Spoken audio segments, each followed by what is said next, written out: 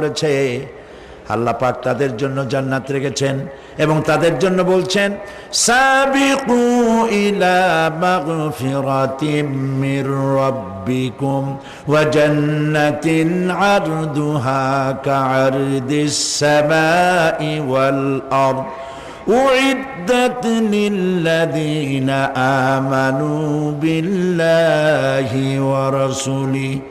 আল্লাহ পাক বলেন প্রতিযোগিতা করো আল্লাহর মাগফিরাত কামনার জন্য আর জান্নাতে যাওয়ার জন্য প্রতিযোগিতা করো, আল্লাহর রহমত পাওয়ার জন্য সৎ কাজের প্রতিযোগিতা করো, তাহলে আল্লাহ রাব্বুল আলামিন তোমাদেরকে ক্ষমা করবেন আর তোমাদের জন্য এমন জান্নাত দিবেন যেই জান্নাত আকাশের বিশালতার জমিনের বিশালতার মতো।